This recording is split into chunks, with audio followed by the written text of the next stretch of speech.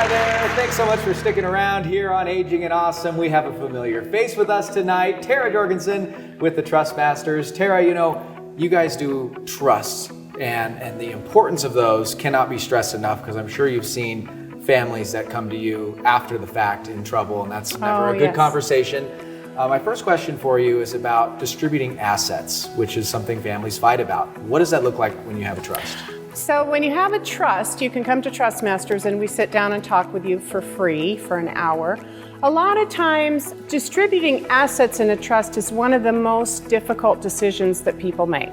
It's good to know that there's so many different options. So normally, typically what people do is distribute evenly to their children. So say they have 4 children, each child gets 25% of the residual asset of their trust when both of those spouses have passed away. But sometimes those choices are a lot more difficult, say if somebody doesn't have any children or if they have family disputes and things like that. So I've come here to talk tonight about the options that people have, and there's so many of them.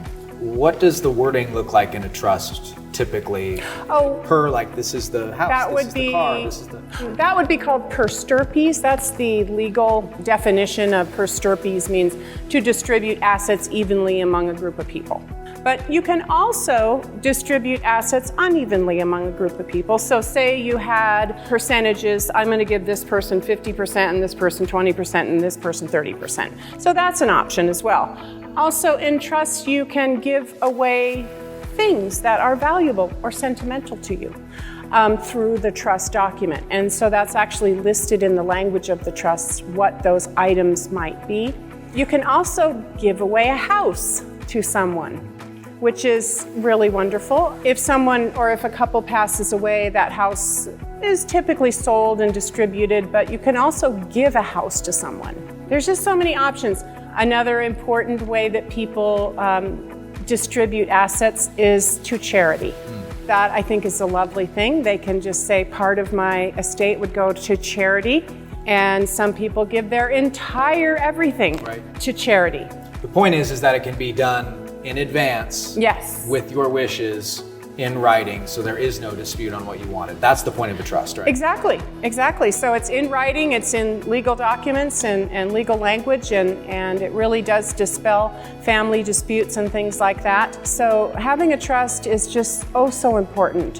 When you have assets, when you have a house, when you have, or for everybody, but especially when you have assets to distribute. Absolutely. If you own a home, you need a trust. Otherwise, that trust could end up in probate court, and loved ones will have big trouble. So just make sure to get that done. I was going to mention that when people do give to charity, we do work closely with the Community Foundation of Northern Nevada, and they are wonderful, and they will take those monies that were given to charity and make sure that those monies are distributed to the charities, perhaps even over a number of years. Wonderful. So they do a great job with that.